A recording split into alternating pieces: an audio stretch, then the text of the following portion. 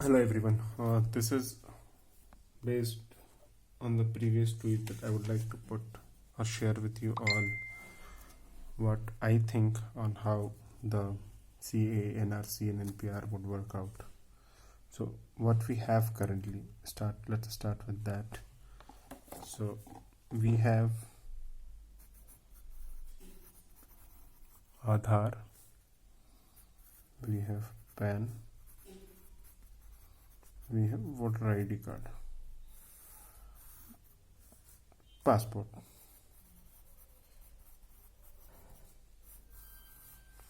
and a few more like a ration card and etc. many more.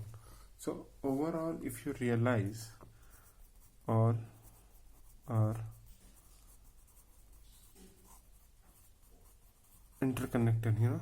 Maybe for passport you would have used your Aadhaar, or for your voter card you would have used your PAN card, or to get your PAN card you would have used your birth certificate, or voter ID card, or ration card. So all these are interconnected, and now these are also interconnected to your bank account and also to the property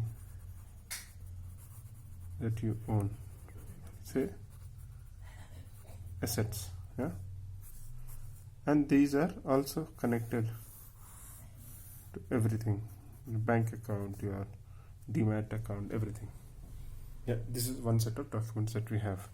Now among all these, voter list is most comprehensive and has been going on for many years. So it is most comprehensive. Now what the government wants to bring is, so what will take it, voter list as one most comprehensive database from which it would be compared. So now what we have next is NPR, we have NRC, and we have CAA. So what is NPR to begin with? NPR is just a census of how many people are there and all. So in that, what they have added is parents' date of birth and place. So this is a census which happens everywhere, but this year they added where your parents were born and their place. So what they would do is combine, once this census is done, they would have a list of census of people who's done. They would have a list of census. Now this will be compared with voter list, and out of this there will be two types. There will be, say,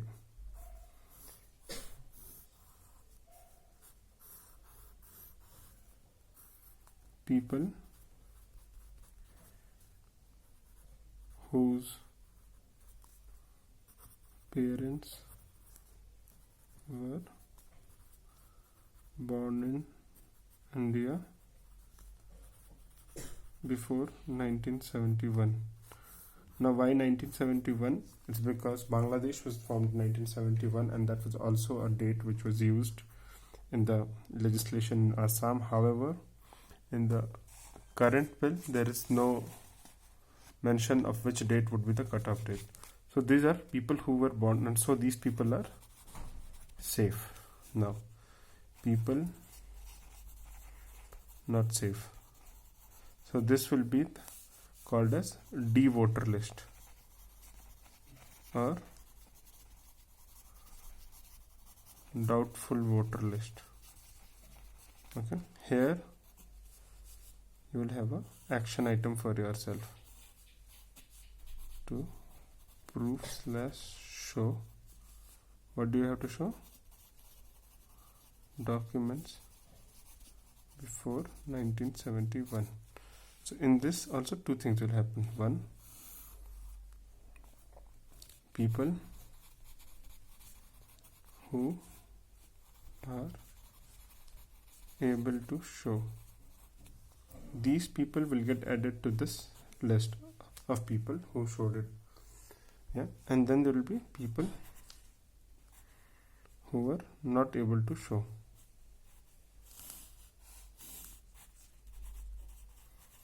People not able to show. So some would say they have some documents and this, yeah, so these people would be, yeah, so these are two sets now. So people who are able to show and people who were proved that they were before, this will combine and make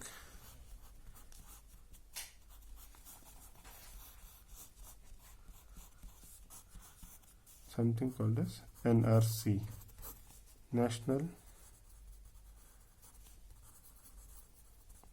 Register of Citizens. So this is a safe one. So this is where NRC is getting connected. Now what would happen is people who are not able to show, so these will again be classified into Hindus, Muslims and other religions. Yeah. So what CAA says is minorities other than Muslims would be given citizenship. Yeah? So now what would happen is these Hindus and these people of other religious beliefs, yeah, they would be granted citizenship using CAA, granted citizenship, and they would again be added to NRC. Yeah. So now who are remaining? It's the Muslims. So what would happen with them is they would be sent to the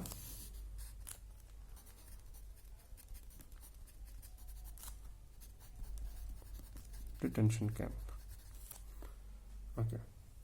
Now the problem is when you have been sent to the detention camp or when they have been proved that you were not able to show documents, yeah, what government would do is use whatever data you have, your PAN, Aadhaar, voter ID and all these, they would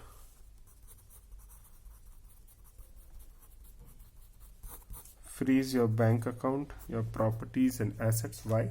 Because theoretically you are a refugee who has illegally come to India, and since you have illegally come to India, your bank accounts and properties would be frozen till you prove you are Indian. Yeah? So this is how CAA, NRC and NPR would work.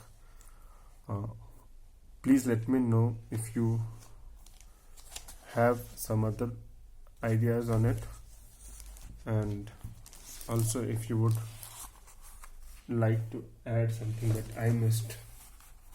Yeah, so we'll do a short revision. Voter list, the most comprehensive list. NPR, the census, where the government has added questions on your parents' date of birth and place. Once this list is prepared, it will be compared to the voter list.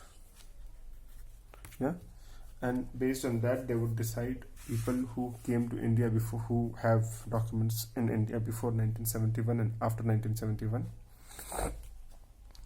So before 1971 would be marked as safe. People after 1971 would be people who not safe, or something called as D voter list or doubtful voter list. So this safe list of people is called as will be called as National Register of Citizens. Yeah? Now, among the people who were not marked safe, they would be asked to show documents before 1971. Why 1971? Once again, because 1971 was when Bangladesh was formed, and this was also the date used in Assam, but the government has not given a clear date as to how old document you have to show. 1971, 1961, 1947, 1992, 2002, anything. So this is something which government has not cleared. So I answered 71 because it was used in Assam. Now, among the people who are not able to show documents, they will be, say, Hindus, Muslims, and other, because if you say they will be all in equal proportions, all the Hindus and other religious people would be given citizenship under CAA, yeah, and they will again be added to the NRC. Now what would happen with the Muslims is they would be sent to the detention camps because they were not able to. Now what problem is, you will again be given chance to prove it in the tribunal, but since you have connected all your old documents over here, government would seize or freeze your bank account, and they would blacklist your properties so that you cannot sell it. And ideally, when you don't have money, you would not be able to prove, or you would not be able to arrange any other documents. So this is a bad part. Let me know how you like it. Another point is, these Hindus who were granted citizenship, among them those who had reservations, they would lose their reservation, because technically or on paper it has been proved that they were not Indians, they were granted Indian citizenship. So if they are someone who was granted Indian citizenship, they would lose all their SC reservations, ST reservations, OBC reservations. So this is basically a way to disenfranchise Muslims, yes, but it is also a way for a lot of Hindus to lose their reservations. Think about it, and please leave your feedback in the video below, in the comments below. Thank you.